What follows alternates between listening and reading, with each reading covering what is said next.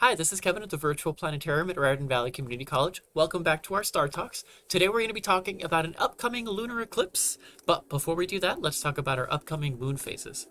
We have a first quarter moon on May 8th. We have a full moon on May 16th.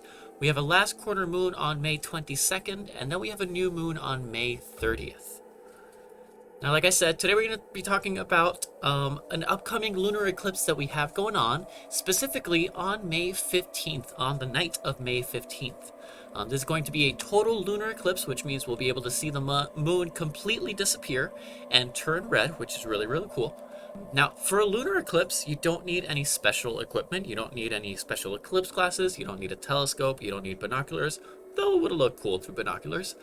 You really just need a chair, a blanket, something to lie or sit on, clear skies, and patience. A lunar eclipse is a very slow event. This eclipse is actually going to start at 9:30 and it's going to go on until 3 o'clock in the morning. So again, a very slow event. You don't have to sit outside for the whole part of it. I recommend going outside at like 10:30, 11:30, and then 12:30. If you go outside at those 3 times, you're going to see all the cool things about it. Maybe stay outside for a few minutes. The eclipse itself starts at 9:32, but that is something called the penumbral phase, which means that we're not going to really see a difference. So lunar eclipses are either penumbral or umbral, and that depends on which part of the Earth's shadow the moon is going through. So the Earth actually has 2 shadows. It has the outer shadow is called the penumbra, and then the inner shadow, which is the actual darker shadow, is called the umbra. So when the moon goes into that penumbra or that outer shadow, we don't actually see the difference. Like, we can measure that it gets a little dimmer, but we don't actually see that difference. It's not until it gets to that inner darker shadow that we can start seeing it disappear, and that is going to start happening at about 10:30, and that's when the partial eclipse begins. Actually, I have a cool little demonstration for you all here using our Planetarium software Stellarium. We have the sky set up for, about 10:30, actually exactly 10:30 on May 15th. And if we fast forward time, this is when we see, let's zoom into the moon a little more actually. This is when we see the moon starting to disappear. So the moon is going to go into the Earth's darker shadow, and that's why it's going to look like it's disappearing like that. But then when it gets completely covered, something cool is going to happen.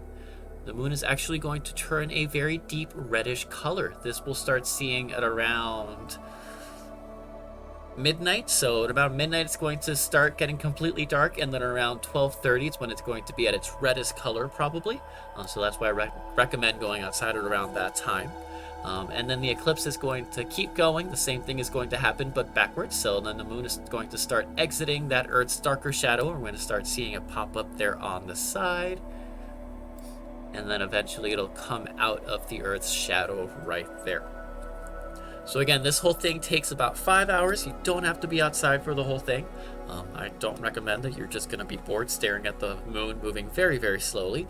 But again, if you go outside in those like 3 times, like 10:30, 11:30, and 12:30, you're going to see the best parts of the eclipse. At 10:30 is when it starts going into the shadow, so you're going to start seeing it slowly disappear. And then at 11:30, it's going to be more than completely covered, so we're going to start seeing that right there. We're going to just see a little sliver of the moon. And then at 12:30, we're going to see it completely reddened and hidden by the Earth's shadow. Now, why does the moon turn red? Well, it turns red because of the Earth's atmosphere. So it's not the moon actually changing color, it's the sunlight coming through the Earth's atmosphere. So just like here on Earth, when the sun starts setting, we see that the sky turns a little red or pink. And that's because, it's actually the same reason the sky is blue, because when the sunlight comes through our atmosphere, the blue light actually gets scattered, and when the sun's high up in the sky, we see all that blue light scattered all over the sky.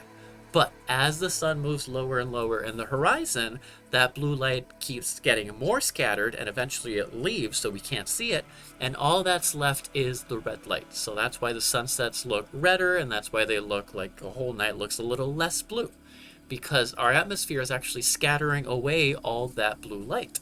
So when the moon goes into the Earth's darker shadow, we're actually seeing all of the sunrises and sunsets projected onto the moon. So that's why we see that very deep red color on the moon itself, because the sunlight is coming through the Earth's atmosphere. All that blue light is getting scattered from the atmosphere, getting scattered away by the atmosphere, and then only the red light goes through and shines on the moon like we see right here. So that's a really cool thing about lunar eclipses, is when we see the moon disappear and then turn that deep red color. So keep an eye out for that.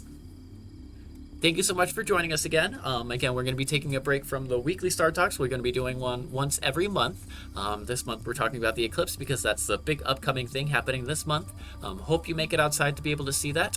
If you are not able to see it, either because it's past your bedtime or it gets cloudy, I'm going to put a link in the description of this video for a place to live stream the eclipse. I'm sure there's going to be a lot of places to do that. If you like this video, please subscribe to our channel and give us a like so we know how we're doing.